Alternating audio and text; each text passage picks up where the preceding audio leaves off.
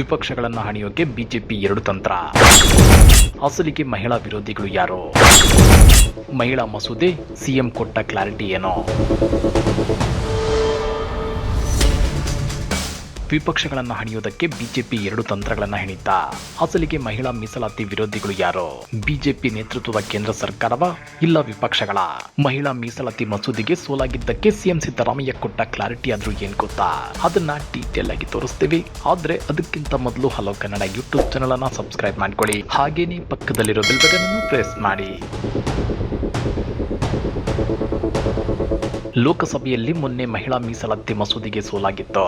ಇದರ ನೇರ ಲಾಭವನ್ನ ಗಿಟ್ಟಿಸಿಕೊಳ್ಳೋದಕ್ಕೆ ಬಿಜೆಪಿ ಹಾತೊರೆಯುತ್ತಿದೆ. ಇದೇ ವಿಚಾರವಾಗಿ ನಿನ್ನೆ ದೇಶದ ಜನರನ್ನು ಉದ್ದೇಶಿಸಿ ಮಾತನಾಡಿರೋ ಪ್ರಧಾನಿ ಮೋದಿ ದೇಶದ ಮಹಿಳೆಯರಲ್ಲಿ ಕ್ಷಮೆ ಕೋರಿದ್ದಾರೆ. ಆ ಮೂಲಕ ಕಾಂಗ್ರೆಸ್ ಸೇರಿದಂತೆ ವಿಪಕ್ಷಗಳು ಮಹಿಳಾ ವಿರೋಧಿ ಪಕ್ಷಗಳು ಅಂತ ಬಿಂಬಿಸೋ ಕೆಲಸಕ್ಕೆ ಕೈ ಹಾಕಿದ್ದಾರೆ ಎನ್ನಲಾಗ್ತಿದೆ. ಆದ್ರೆ ದೇಶದ ಜನ ದಡ್ಡರಲ್ಲ, ಎಲ್ಲವನ್ನೂ ಅತ್ಯಂತ ಸೂಕ್ಷ್ಮವಾಗಿ ಗಮನಿಸುತ್ತಿದ್ದಾರೆ. ಬಿಜೆಪಿಯ ಬೂಟಾಟಿಕೆ, ವಿಪಕ್ಷಗಳ ಚಾಣಾಕ್ಷ ನಡೆ ಎಲ್ಲವನ್ನೂ ಗಮನಿಸುತ್ತಿದ್ದಾರೆ.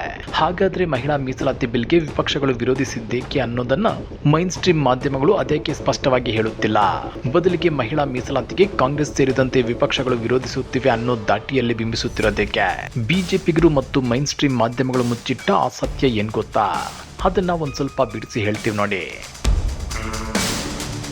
ಮಹಿಳಾ ಮೀಸಲಾತಿ ಮಸೂದೆ ಸದ್ಯ ಅತಿ ಹೆಚ್ಚು ಚರ್ಚೆ ಆಗುತ್ತಿದೆ. ಇದು ಪ್ರಧಾನಿ ನರೇಂದ್ರ ಮೋದಿ ಸರ್ಕಾರ ತನ್ನ ಕುತಂತ್ರ ಬಳಸಿ ವಿಪಕ್ಷಗಳನ್ನ ಇಕ್ಕಟ್ಟಿನಲ್ಲಿ ಸಿಲುಕಿಸಲು ಬಳಸಿಕೊಂಡ ಮಸೂದೆ.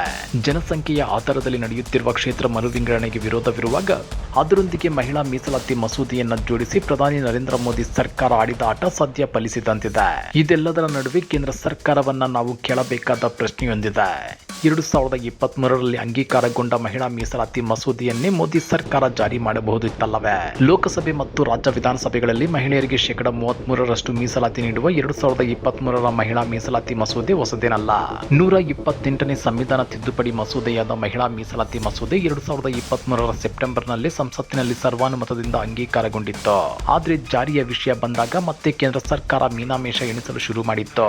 ಅಂಗೀಕಾರಗೊಂಡಿರುವ ಕಾಯ್ದೆಯನ್ನ ಜಾರಿಗೊಳಿಸಲು ವಿಳಂಬ ಮಾಡುವುದನ್ನು ವಿಪಕ್ಷಗಳು ಪ್ರಶ್ನೆ ಮಾಡಿದಾಗ ಮೋದಿ ಸರ್ಕಾರ ಮುಂದಿಟ್ಟಿದ್ದು ಜನಗಣತಿ ಮತ್ತು ಕ್ಷೇತ್ರ ಮರುವಿಂಗಡಣೆ.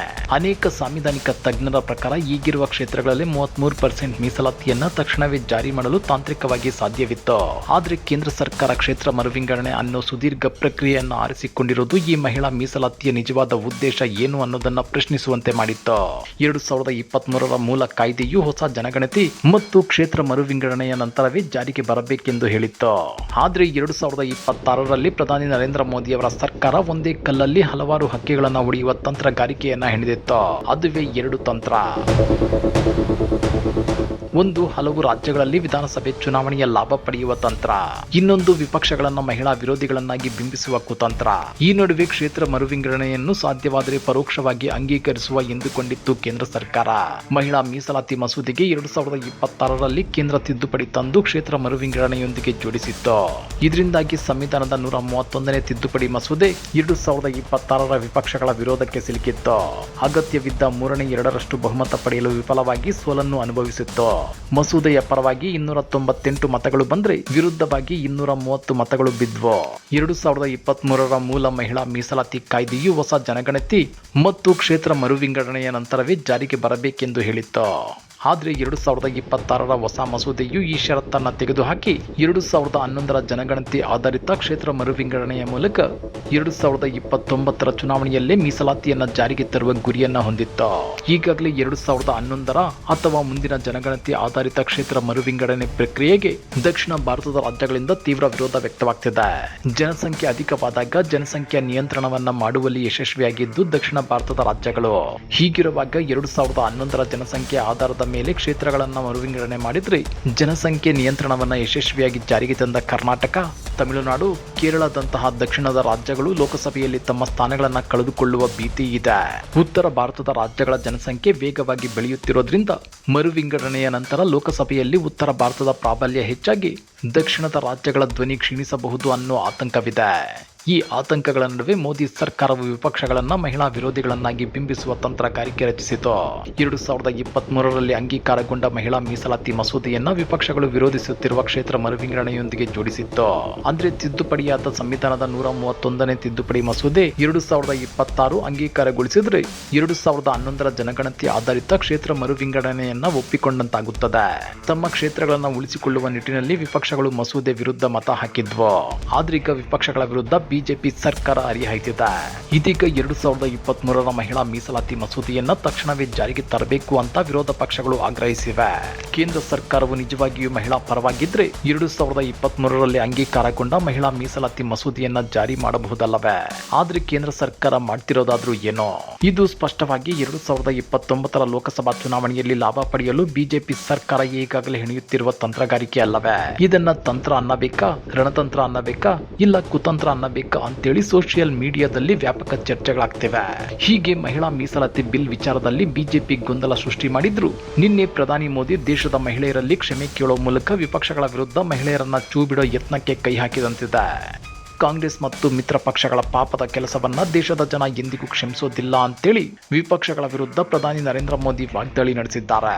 ಲೋಕಸಭೆಯಲ್ಲಿ ಮಹಿಳಾ ಮೀಸಲಾತಿ ಮಸೂದೆಗೆ ಸೋಲಾದ ಮರುದಿನವೇ ದೇಶವನ್ನುದ್ದೇಶಿಸಿ ಮಾತನಾಡಿರೋ ಪ್ರಧಾನಿ ಮೋದಿ ಸ್ವಾರ್ಥ ರಾಜಕೀಯಕ್ಕಾಗಿ ದೇಶದ ಮಹಿಳೆಯರ ಸಬಲೀಕರಣದ ಹೋರಾಟವನ್ನ ಸ್ಥಗಿತಗೊಳಿಸಿದ ವಿರೋಧ ಪಕ್ಷಗಳು ಅಂತೇಳಿ ಟೀಕಿಸಿದ್ದಾರೆ. ಜೊತೆಗೆ ನಮ್ಮ ಪ್ರಯತ್ನಗಳು ಯಶಸ್ವಿಯಾಗಲಿಲ್ಲ, ಮಹಿಳಾ ಮೀಸಲಾತಿ ಮಸೂದೆಗೆ ತಿದ್ದುಪಡಿಗಳನ್ನ ಮಾಡಲು ಸಾಧ್ಯವಾಗಲಿಲ್ಲ. ಇದಕ್ಕಾಗಿ ನಾನು ದೇಶದ ಎಲ್ಲ ತಾಯಂದಿರು ಮತ್ತು ಸಹೋದರಿಯರಲ್ಲಿ ಕ್ಷಮೆ ಯಾಚಿಸುತ್ತೇನೆ ಅಂತೇಳಿ ಮೋದಿ ಹೇಳಿದ್ದಾರೆ. ಕಾಂಗ್ರೆಸ್, ಟಿಎಂಸಿ ಮತ್ತು ಡಿಎಂಕೆ ಸೇರಿ ಮಿತ್ರ ಪಕ್ಷಗಳು ನಮ್ಮ ಮಹಿಳಾ ಶಕ್ತಿಯ ವಿರುದ್ಧ ತಮ್ಮ ಸ್ವಾರ್ಥ ರಾಜಕೀಯಕ್ಕಾಗಿ ಏನು ಮಾಡಿವೆ ಎಂಬುದನ್ನ ದೇಶದ ಮಹಿಳೆಯರು ನೋಡಿದ್ದಾರೆ. ಮಹಿಳಾ ಮೀಸಲಾತಿ ಮಸೂದೆಯನ್ನ ವಿರೋಧಿಸುವ ಮೂಲಕ ಪ್ರತಿಪಕ್ಷಗಳು ಪಾಪ ಮಾಡಿವೆ ಮತ್ತು ಇದಕ್ಕಾಗಿ ಅವರಿಗೆ ಖಂಡಿತವಾಗಿಯೂ ಶಿಕ್ಷೆ ಆಗುತ್ತೆ ಅಂತೇಳಿ ಪ್ರಧಾನಿ ಮೋದಿ ಹೇಳಿದ್ದಾರೆ.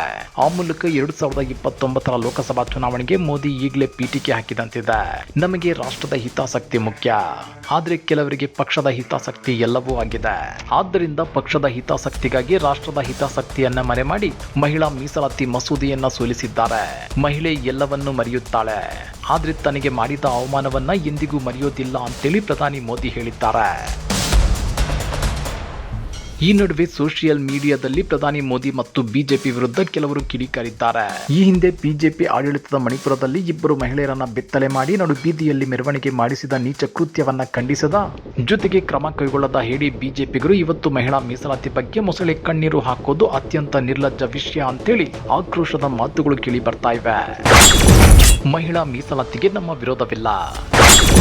ಸಿಎಂ ಸಿದ್ದರಾಮಯ್ಯ ಸ್ಪಷ್ಟ ಸಂದೇಶ. ಮಹಿಳಾ ಮೀಸಲಾತಿಗೆ ನಮ್ಮ ವಿರೋಧವಿಲ್ಲ. ಮಹಿಳಾ ಮೀಸಲಾತಿಯ ಜೊತೆ ಕ್ಷೇತ್ರ ಮರುವಿಂಗಡಣೆ ಸೇರಿಸಿದ್ದರಿಂದ ಮಸೂದೆ ವಿಫಲವಾಗಿದೆ ಅಂತೇಳಿ ಸಿಎಂ ಸಿದ್ದರಾಮಯ್ಯ ಹೇಳಿದ್ದಾರೆ. ಜೊತೆಗೆ 2023ರಲ್ಲಿಯೇ ಲೋಕಸಭೆಯಲ್ಲಿ ಮಹಿಳಾ ಮೀಸಲಾತಿ ಅಂಗೀಕಾರವಾಗಿದೆ. ಸಾಂವಿಧಾನಿಕ ತಿದ್ದುಪಡಿ ತಂದಿದ್ದರಿಂದ ಅದು ವಿಫಲವಾಯಿತು ಅಂತ ಹೇಳಿದ್ದಾರೆ. ಕ್ಷೇತ್ರ ಮರುವಿಂಗಡಣೆ ಮಾಡದೆಯೇ ಮಹಿಳಾ ಮೀಸಲಾತಿ ಒಂದೇ ಮಾನದಂಡವಾಗಿದ್ರೆ ಅಂಗೀಕಾರವಾಗ್ತಿತ್ತು. ರಾಜಕೀಯಕ್ಕಾಗಿ ಕ್ಷೇತ್ರ ಮರುವಿಂಗಡಣೆ ಮತ್ತು ಮಹಿಳಾ ಮೀಸಲಾತಿಯನ್ನ ಒಟ್ಟಿಗೆ ತಂದಿದ್ದರಿಂದ ಮಹಿಳಾ ಮೀಸಲಾತಿ ಮಸೂದೆ ವಿಫಲವಾಗಿದೆ. ಕೇಂದ್ರ ಸರ್ಕಾರ ಇದರಲ್ಲಿ ರಾಜಕೀಯ ಮಾಡಿದೆ ಅಂತೇಳಿ ಸಿಎಂ ಸಿದ್ದರಾಮಯ್ಯ ಬಿಜೆಪಿ ನಾಯಕರಿಗೆ ತಿರುಗೇಟನ್ನ ಕೊಟ್ಟಿದ್ದಾರೆ.